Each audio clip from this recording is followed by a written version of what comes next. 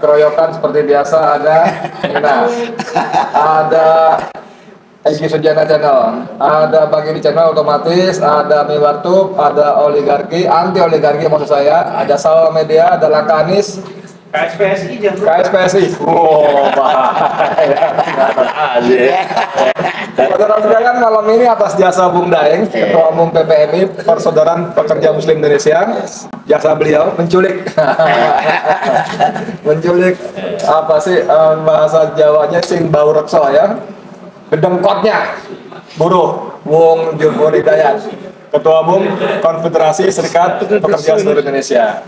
Satu lagi tokoh kita juga Bung Rudi, SBI, Ketua Umum Gabungan Serikat Buruh Indonesia. Ini jadi kakak lengkarek ya.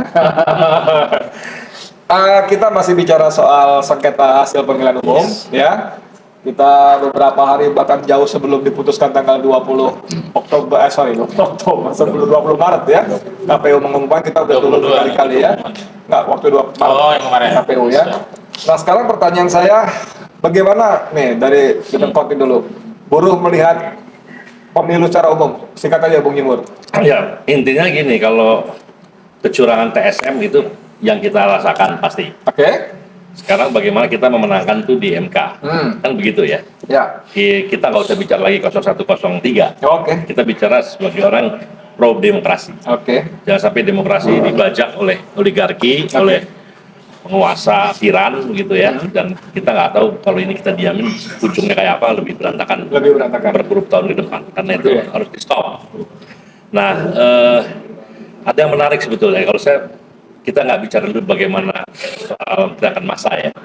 Kita bicara juga soal ada buku bagus Pak, namanya karangan John F. Kennedy, Presiden Amerika. Itu ya?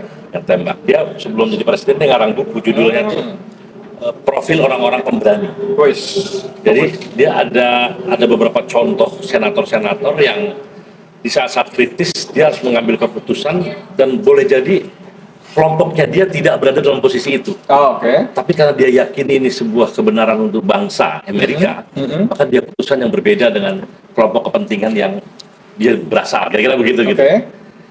Dan itu beberapa contoh ada tentang waktu itu soal utara selatan, soal beberapa negara bagian, penyatuan, federasi dan sebagainya gitu ya. Utara selatan itu mewakili negara maju dan selatan negara berkembang. Dan juga di Amerika sendiri juga seperti itu. Nah jadi intinya saya melihat boleh jadi saya melihat banyak orang-orang yang pemberani juga di MK. Nah, itu saya mau cek gitu. Ya. Jadi boleh jadi kalau saya melihat begini Pak, ekstrim optimis itu 71. 71. Walaupun Usman nggak boleh kan, jadi 8 kan, jadi 71. 7 artinya pro demokrasi. Masya Allah. Amin. Itu ekstrim optimis. Nah, ekstrim pesimis itu 44. Wow. Dan yang ada ketuanya itu yang menang. Nah, termasuk dalamnya Pak Soehartojo itu. Sekarang Soehartojo di mana posisinya? Pro demokrasi dari awal ya. Jadi saya tuh baik ekstrim pesimis maupun ekstrim optimis ya. Ini dari penilaian perspektif orang-orang pemberani ya. Ini harapannya luar biasa. Nah memang idealnya harapan atau optimisme baik yang pesimis maupun yang optimis tadi ya, kemenangannya yang optimis disempurnakan oleh yang disebut dengan lingkungan pengaruh yang luar biasa memberikan keberanian kepada hakim. Dalam hal ini adalah gerakan massa, gerakan intelektual, kampus-kampus, profesor-profesor, dan saya rasa ini udah merata. Betul. Nah, pertanyaannya kan memang apakah ini bisa menjadi sebuah gelombang yang bersamaan pada hari-hari tertentu? Nah ini yang memang hari-hari ini sedang dibicarakan, kira-kira seperti itu. Tapi dari sisi optimisme itu terbuka. Jadi saya dalam posisi yang optimis, lebih optimis lagi kalau kita bisa mengkonsolidasi diri untuk memastikan tekanan publik tidak hanya jumlah massa semata-mata ya, itu pasti harus, tapi para intelektual, para profesor itu kan beda Pak. Bobotnya juga beda gitu. Karena ada keilmuan di situ. Katakan hakim MK ini kan dia juga mengabdi kepada ilmu juga Pak. Ilmu nurani ya. Nah, itu kan kalau didukung sama mereka agak berbeda gitu. Jadi satu kombinasi yang luar biasa bagus. Oke, good. Kira-kira gitu Pak Bung Jumur ini maju selangkah dari pertanyaan saya, ya kan? Saya bertanya suasana proses pilpres, tapi karena sudah sama-sama maklum ya, yang kecurangan PSM, beliau lompat ke perjalanan di MK. Bung Daeng ya, Ketua Umum BPMI, Persaudaraan Pekerja Muslim Indonesia. Itu tadi Bung Jumur menyinggung perlunya tetap ada unsur public pressure, istilah saya, ya, public pressure di samping dukungan dari para kaum intelektual, ya, guru besar dan sebagainya. Nah, sebagai orang yang sehari-hari mengaspal, mengaspal ya, ini tiada hari tanpa mengaspal, luar biasa ini dengan suara serak-serak serem. Nah, ini tadi Jumur menyebut tetap dan kemanapun faktor jumlah penting. Nah, bagaimana soal jumlah ini? Apa kayaknya ada repot juga mengumpulkan jumlah yang memadai gitu? Ya, jadi terima kasih Bung Edi. Jadi menurut saya ini kawan-kawan serikat pekerja serikat buruh yang ada di sini khususnya ya, yang tentu saja memiliki background anggota yang sudah terverifikasi, sudah jelas ya. Ini adalah panggilan sejarah bagi kita. Panggilan sejarah dan takdir kita ada di tahun 2024 ini menyaksikan bagaimana kehancuran demokrasi Indonesia. Karena pilar utama daripada tumbuh berkembangnya, bagaimana berserikat dan berkumpul dan kebebasan menyampaikan pendapat itu kan kuncinya adalah demokrasi itu berjalan baik. Ya kan? Namun hari ini jelas sekali kita saksikan bagaimana demokrasi ini diacak-acak oleh rezim Jokowi. Jadi sudah seharusnya ketika demokrasi terancam menjadi panggilan kita bagi serikat pekerja, serikat buruh, ormas, LSM, partai politik sekalipun harusnya turun ikut serta ini mengawal, menjaga demokrasi kita, mengawal konstitusi kita yang hari ini benar-benar sudah dikangkangi oleh rezim Jokowi. Dan itu nampak sekali kok. Kita hanya bisa merasakan, namun karena kita mungkin keterbatasan kami secara ilmu hukum bagaimana itu membuktikan sesuatu yang amat sulit dibuktikan. Ibarat kata istilah para pakar itu kan kecurangan pemilu kayak kentut, Bung Edi. Baunya ada, wujudnya kelihatan. Wujudnya nggak kelihatan. Nah, ini perlu memang gerakan-gerakan moral, gerakan-gerakan nasional yang benar-benar masif. Tentu saja harus berlipat ganda ya, dan menggetarkan. Nah, kalau sekedar seperti hari ini kita saksikan ya mungkin karena faktor bulan puasa, terus mungkin juga faktor apalagi ini kesadaran, belum juga faktor kemiskinan daripada mayoritas rakyat kita, sehingga ya mereka jadi agak sedikit dalam melibatkan diri dalam memperbaiki demokrasi ini kan masih kurang. Tetapi kita tidak perlu patah semangat dengan kehadiran kawan-kawan juga youtuber yang ada di sini memasifkan yang ini. Nah, ini insya Allah nanti mudah-mudahan kekuatan rakyat yang kita bangun ini untuk dapat tegaknya kembali demokrasi ini seperti kita impikan bisa terwujud. Jadi Bung Rudi, tadi saya merasa Daeng sedang kelupaan bahwa dia juga tokoh aktivis buruh. Bukan pengamat. Karena apa? Karena ada kalimatnya kita mesti bergerak semua, cinderkawan, segala macam buruh. Nah, maka saya tanya ke sini, kemana buruh selama ini? Sorry ya, pertanyaan saya begitu karena juga saya ngaspal sama dia juga ya. Sejak di depan DPR, KPU, kemana buruh kemana? Kan masalahnya begini loh, pertanyaan saya itu, bukankah ini juga nasib mereka semua juga? Ini kalau para gerombolan penjahat ini berkuasa lagi, ya, sorry banget kalau saya bilang penjahat, karena mereka memang semua kan bermasalah dengan hukum ya, baik korupsi maupun masalah 270 triliun. yang terbaru 271 triliun. Gila. Nah ini kemana? Kenapa buruh masih belum juga? Padahal bos-bosnya udah turun langsung nih, walaupun ini terutama yang sering aspal. Coba dari SPSI punya itu nggak, cerita nggak? Kenapa ini? GSBI. Ya, terima kasih. Ya, pertama saya kira setuju nih, banyak para bandit bahkan bukan gerombolan. Para bandit ini kan problemnya itu kan sekarang itu kalau kita ngelihat satu dengan situasi sekarang itu tadi saya kira ini harus direfleksikan oleh kita adalah bagian dari salah satu kegagalan gerakan rakyat atau gerakan civil society gitu. Jadi kalau pertanyaan, nah kegagalan itu dari mana? Memang dari sejak rejim Jokowi berkuasa itu kan memang gerakan masyarakat sipil itu betul-betul dikanalisasi oleh Jokowi gitu. Kita tahu. Maksudnya apa nih dikanalisasi? Maksudnya apa? Bonsai ya. Gimana maksudnya apa? Ya di kanalisasi itu kan coba lihat aja siapa yang berada di dalam sekitaran Jokowi. Di KSP itu kan semuanya adalah tokoh-tokoh gerakan civil society. Banyak ya. Banyak sekali gitu. Bahkan yang lainnya juga diberikan kekuasaan dalam tanda petik. Itu mereka para mantan apa masih aktif? Masih aktif dan itu kan itu saya kira nggak bisa kita nafikan itu. Oke. Gitu. Termasuk berbagai macam organisasi juga sudah istilahnya itu secara tidak langsung ditaklukkan lah, dikooptasi oleh kekuatan itu. Jadi kalau pertanyaan sekarang tadi kaum buruh ada di mana? Kaum buruh sekarang masih ada di pabrik-pabrik. Oh. Nah, gitu. Kenapa mereka belum terusik gitu loh? Ya saya kira itu panjang ceritanya bagi kaum buruh gitu. Ini nggak bisa dilepaskan menurut saya juga bagian kalau refleksi saya kan ini juga bagian daripada proses kesadaran politik kaum buruh itu adalah saya kira belum sampai pada tingkat kesadaran politik dari mayoritas jumlah buruh kita misalkan kalau buruh formal kita sebut ada 58 juta gitu kalangan kaum Itu buruh formal ya? Iya. Yang tergabung di berbagai macam organisasi buruh ya? Nah, kan yang tergabung di dalam serikat buruh ini dari 58 juta itu paling sekitar 10 juta yang baru tergabung di dalam serikat buruh. Sisanya? Sisanya masih belum berorganisasi. Nah, itu salah satu, misalkan Pak Jumur dia hampir menggawengi 3 juta ya gitu kan. Dia total dari seluruh konfederasi dan sekitar 10 juta. Yang lainnya adalah belum masuk di dalam organisasi gitu. Yang lain lagi, saya kira praktek yang lain lagi, kan tingkat pendidikannya seperti yang dikatakan itu kan, ya dia hanya lulus SD SMP, mayoritasnya kaum buruh itu. Gitu. Jadi, tapi bukan tidak mungkin, saya kira kaum buruh juga sedang melihat momentum, ya, yang bisa menjadi pencetus bagi mereka. Kita ngelihat sekarang kan sebenarnya di kalangan kaum buruh itu yang paling utama menjadi sorotan itu adalah Omnibus Law.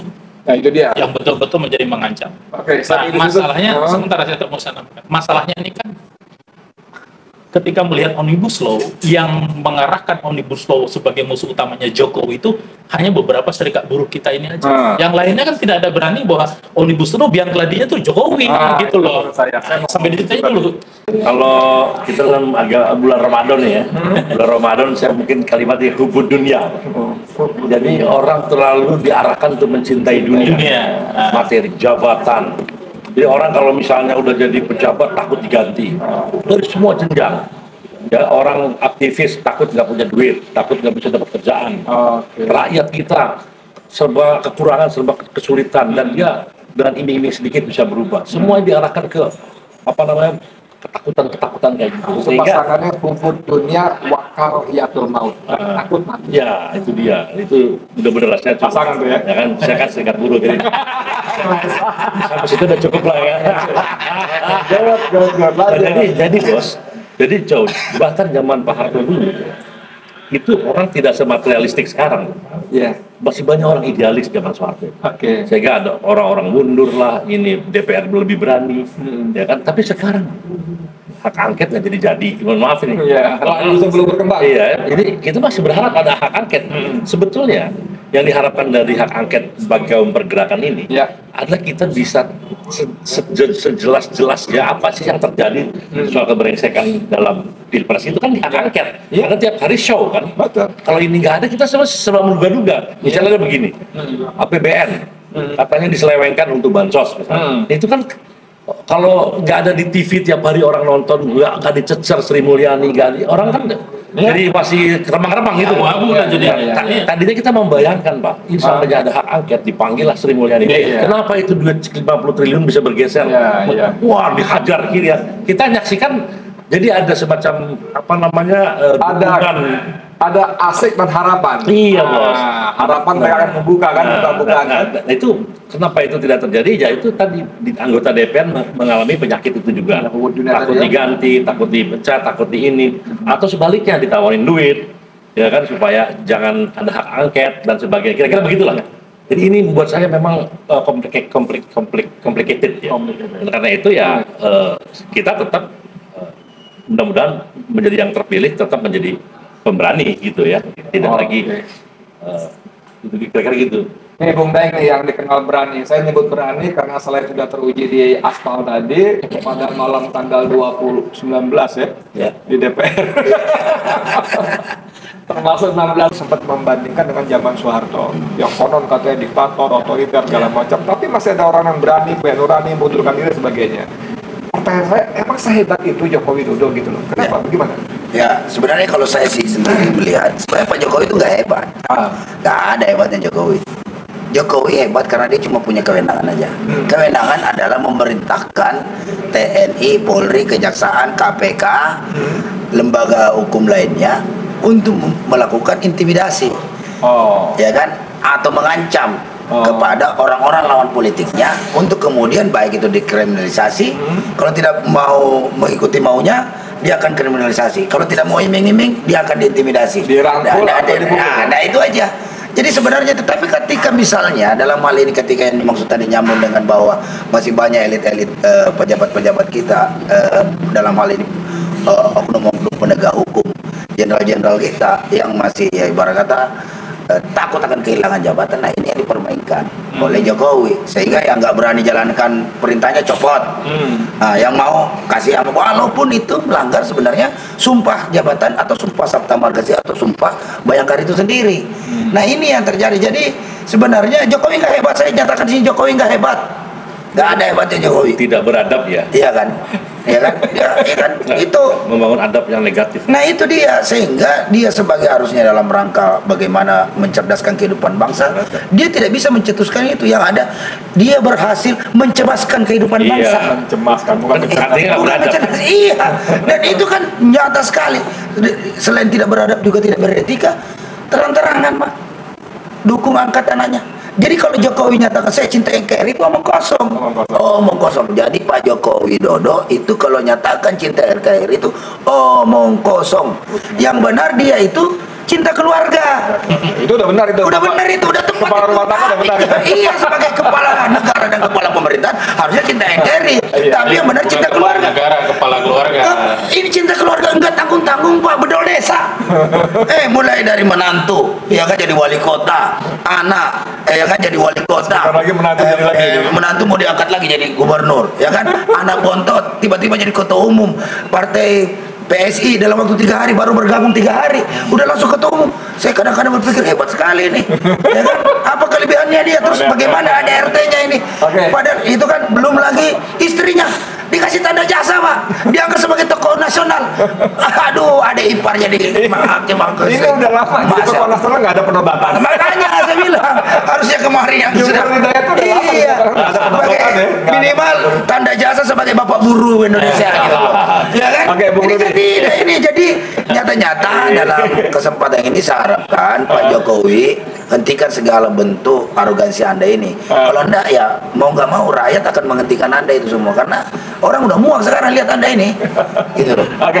Bung Rudi ini, Bung Daeng ini mengatakan Jokowi nggak ada hebat-hebatnya gitu. Jangan-jangan seperti kata anak muda kemarin baru gantian itu si Gilbert Muhammad Nur, mantan ketua BEM UGM, itu dia mengatakan bukan Jokowi yang hebat, tapi kita yang terlalu takut gitu. Kita yang terlalu takut. Ini ada nggak resepnya untuk supaya kita punya kesadaran bersama, bangkit bahwa kita rakyat, bahwa mereka cuma orang yang dititipi kedaulatan kita untuk mengelola negara? Ada nggak kesadaran gimana caranya? Resepnya gimana? Saya kira yang pertama saya setuju. Jadi ini memang keberhasilannya Jokowi membuat orang takut karena kan banyak fakta gitu kan. Salah satu korbannya kan ini. Pokoknya yang berseberangan dengan pemerintah itu adalah musuhnya gitu. Ini menempatkan Bang Edi kan jadi korban. Ini juga tadi saya bilang Twitter. Jadi Rajin buang anak, gila. Itu kan, jadi buruh ini yang kalau kita saya ngomongin dari perspektif buruh itu kan orang lulusan SD mayoritas. Ngelihat orang-orang hebat kayak Jumhur lah gitu. Ini tokoh nasional, Pak. Bisa dibegitukan oleh rejim Jokowi. Apalagi gua nih sebagai buruh yang cuma kerja bertahankan hidup. Masuk akal. Dan praktek itu banyak. Ini satu pandangan yang keliru menurut saya yang diterapkan oleh rejim Jokowi itu, yang brengseknya itu di sini, menempatkan rakyat yang berseberangan dengan kekuasaan itu adalah menjadi musuh. Ini saya kira di situ yang menjadi masalah. Ya, saya kira apa resepnya? Ya tentu ini butuh proses menurut saya, dan seperti itu yang dilakukan. Proses itu perlu waktu panjang nggak, Pak? Saya kira kita pendek waktu durasinya sesuai kebutuhan. Oh gitu. Ya bisa menurut saya. hal itu sangat bisa, tapi yang paling baik itu kan memang butuh proses. Ini yang kita lakukan, yang dilakukan oleh organisasi rakyat, oleh serikat buruh itu kan mengedukasi mereka sampai selain punya kesadaran ekonomistik juga punya kesadaran politik gitu. Karena operasinya ini sekarang ini dalam rezim Jokowi ini mau saya jelaskan, operasi intelijen, polisi, tentara itu sampai ke pabrik-pabrik. Allah. Bentuknya gimana tentara polisi? Datangin ke kantor-kantor DPC, datangin kantor-kantor. Mereka apa yang namanya? Ya dia tanya, kalau mau aksi itu jangan ke Jakarta, cukup di sini aja perwakilan saja. Oh, gila bekerja di sini, ya? Itu bekerja secara masif saya kira. Terutama ketika menjelang pemilu kemarin kan, apalagi setelah pemilu ini juga terus intensif gitu. Itu situasinya gitu. Oke. Jadi inilah tantangan bagi kita sebagai pimpinan buruh itu, makanya kita nggak pernah berhenti. Karena memang ya risiko kan, segala perjuangan pasti ada risiko. Itu kita tanggung. Belum tentu teman-teman kalangan buruh di pabrik ini belum siap risiko itu, karena ngelihat contoh-contoh konkret bagaimana orang praktek sekarang. Beruntung kemarin kan undang-undang penyebaran informasi hoax dan sebagainya sudah dicabut kan. Nah tapi kan undang-undang ITE-nya kan masih berlaku. Yang orang sekarang bekerja menyebarkan informasi pakai teknologi. Nah ini yang menjadi juga masih ancaman. Jadi memang itu juga harus bagian perjuangan kita gitu. Dan memang muaranya tadi harus kembali semua itu sekarang mengarah kepada sumber utamanya itu Jokowi di situ. Bung Jumur, saya kira biar bagaimanapun saya sebagai orang awam yang ikut-ikutan naik ngasal itu berharap buruh ikut tampil turun bersama-sama kita. Oke. Nah sekarang pertanyaannya adalah ada nggak faktor yang bisa membawa teman-teman buruh tadi seperti beliau bilang keluar dari pabrik? Bahwa ini persoalan lebih besar dari sekedar omnibus law, lebih besar dari sekedar outsourcing dan sebagainya putar itulah. Ini masalah yang jauh lebih dasar negara kita ke depan. Sebagai pimpinan buruh, gini, ada nggak? Yang perlu didefinisikan dulu ya Pak Edi ya. Sampai hari ini kan teman-teman belum tahu sebetulnya tanda kutip komando itu ada di mana. Komando buruh atau komando apa? Bukan, komando perlawanan ini gitu. Nah ini kan kita tahu ada partai-partai juga sebetulnya yang punya concern kan. Partai ada 5 partai bahkan yang mereka sebenarnya sangat berkepentingan dengan ini gitu. Ada paslon katakanlah yang dirugikan 01 dan 03. Dan ada kita civil society sebetulnya. Kita kan civil society. Termasuk pemain YouTube ini kita semua, kita masyarakat civil society. Jadi kekuatan kita juga harusnya saling terkoneksi dengan mereka tadi saya sebut itu. Saya potong dikit dengan pertanyaan. Kalau soal pemimpin, bagaimana bisa nggak kita sebut civil society sekarang misalnya ada dua figur yang muncul, satu Prof. Din Samsudin, satu lagi Mayor Jenderal Sunarko. Apakah mereka tidak bisa kita sepakati sebagai pemimpin perlawanan? Nah, gitu. Ya itu terbuka ya. Pastilah nanti dengan sendirinya memang akan muncul barangkali ya. Tapi tetap civil society saja sebetulnya ya itu tidak cukup, karena yang dikerjakan oleh civil society ini juga berbau politik gitu. Dan orang-orang yang digalang oleh kekuatan politik tanda kutip pada kemana juga gitu. Itu pertanyaannya itu bos. Jadi saya juga sambil mengetuk mereka nih gitu. Jangan hanya Om Edi dan kawan-kawan lain disuruh turun gitu loh, yang teriak-teriak gitu loh di mana-mana. Sementara yang dari partai-partainya, kan saya senang kalau misalnya tiba-tiba ada partai ini kumpul berlima, kita nyatakan kita menolak, kita akan melakukan public pressure ya kan, semua anggota yang berkartu anggota turun ke jalan gitu. Itu bayangin bos kayak gitu. Itu kan sebenarnya nggak apa-apa. Bung, saya nggak tahu pertanyaannya tepat nggak kalau diajukan ke teman-teman pimpinan buruh. Ini pertanyaan awam saja. Rakyat melihat seandainya 0103 ya bos-bosnya Anies dan Ganjar tiba-tiba mengatakan saya bersama civil society bla bla bla bla gitu, kira-kira wah kayak apa itu? Ya itu udah kita minta, bahkan saya pernah mendorong adanya semacam mereka berdua jadi ya tanda kutip ikon perlawanan. Itu idealnya, ya bahkan bikin joint communique. Kami pasangan ini pemilu batal, gitu loh bos. Memang sekarang udah dilakukan, tapi kan sendiri-sendiri. Dan tidak eksplisit. Dan lewat Pak ini tim hukumnya. Jadi yang bekerja tim hukum itu nggak apa-apa, itu bagus. Tapi kan Cuman kurang powerful ya. ya kan lu mau yang sifatnya lu mengepung dari semua sisi kan. Harusnya tim hukum jalan, public pressure jalan, semua jalan. Nah ini yang kita belum tahu nih sampai di mana. Oke, Lagi-lagi. saya minta kasih Bung Daeng closing statement Ya. singkat. Gimana, Dan? Ya, jadi seharusnya kita bangun lagi semua kesadaran kolektif kita ya, baik itu partai politik maupun misalnya para paslon-paslon yang bertarung ini, kan bukan cuma 2 sebenarnya, 4. Sebenarnya kalau mereka melakukan tadi joint communicate tadi itu luar biasa dahsyat itu. Ya. Yakin karena ya sekarang jadi patron pemimpin apa sih kalau bukan mereka? Kita ini kan bela-belain ikut konsolidasi sampai ke pelosok-pelosok, suruh anggota kita nyoblos-nyoblos apa, datang ke pemilu jangan sampai gol, kan gara-gara mereka. Iya. Ya kan? Nah, bukti kepercayaan. Nah, maksud saya mereka juga harus sadar diri bahwa kepercayaan yang diberikan oleh Republik hari ini harusnya kalian itu lebih bertanggung jawab. Ada timbal balik ya. Ya, timbal balik menangkap aspirasi yang menjadi kegelisahan kita semua. Ketika Anda dicurangi, ya kan, kita kan tidak bisa terima. Loh kok misalnya yang ngotot, malah nanti kan jadi pertanyaan juga. Dia bukan paslon, Daeng yang paling ngotot. Aneh juga kita kan. Oh, itu dia. Ya kan? Jadi kan nanti orang bilang loh, ini apa kepentingan apa? Hormat aja, Jumur. tenang aja. Ya, sementara yang paslon nerima aja, diberi aja. Atau partai bahkan sudah mulai kasih karpet merah. Aduh, ini tentu saja menyayat hati ya. Jadi kalau kayak begini, ya sudah, oke lah kalau memang kita mau galang sebuah kekuatan civil society yang lebih besar, tapi hasilnya bukan untuk mereka dong. Oke. Tetapi kembalikan lagi untuk kepentingan kita rakyat, karena kan teorinya revolusi akan melahirkan pemimpinnya sendiri. Oke, Serem. Saya kira gini, Apa?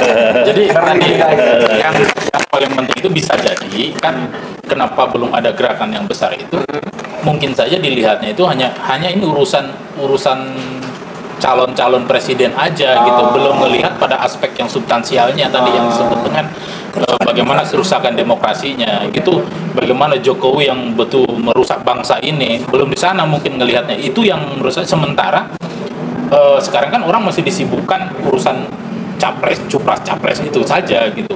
Padahal kalau kita kan nggak ngelihatnya di sana gitu. Sekarang ini yang harus coba kita jelaskan kepada rakyat gitu kan, kepada siapapun simbol-simbol itu. Tapi meskipun situasi seperti itu saya kira nggak usah cemas.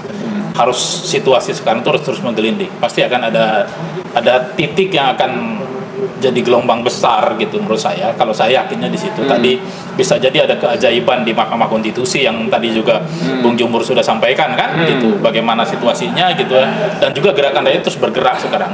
Bahkan saya kira di kalangan intelektual juga udah mendatangi MK kan, mau dia mengajak sebagai sahabat pengadilan, bagaimana juga memberikan perspektif secara keilmuan. Ini kan menarik percaya, dan terus harus mendorong juga gerakan-gerakan di kampus. Artinya teman-teman mahasiswa itu juga, ini soal demokrasi, ini soal kebebasan, ini soal masa depan bangsa yang semakin dirusak gitu. Nah, inilah waktu kita untuk bersama-sama bergerak gitu. Dan saya yakin buruh juga ketika sampai pada kesana juga akan menggelinding, itu menjadi satu kekuatan gitu. Buruh ada momentum. 1 Mei nanti itu menjadi salah satu momentum. Kesuwen pas tanggal 22 udah diumumkan. Ya bisa jadi sebelum itu kan gitu, dalam perkembangan gerakannya gitu. Itu saya kira. Pramai Day. Pemirsa sekalian, obrolannya menarik dan masih punya sisi-sisi lain yang bisa kita ungkap. Cuman kita tetap dibatasi durasi. Tapi tadi saya sempat sangat optimistik begitu Daeng mengatakan revolusi akan melahirkan pemimpinnya sendiri.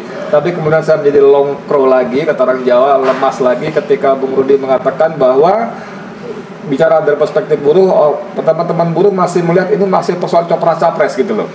Padahal Bung Jumur mengatakan uang yang korban aja anteng-anteng aja 0,3-nya. Tapi bagaimanapun seperti Rudi katakan tadi bahwa kita harus tetap berusaha ya, sambil terus berbuat pada Allah yang Maha Kuat, Maha Perkasa untuk membantu kita menyelamatkan Indonesia. Amin. Amin. Saya Edi Mulyadi untuk KPNN, untuk Indonesia lebih baik. Assalamualaikum warahmatullahi wabarakatuh. Waalaikumsalam warahmatullahi wabarakatuh. Hidup rakyat Indonesia. Merdeka. Mantap. Mantap lah itu. Alhamdulillah.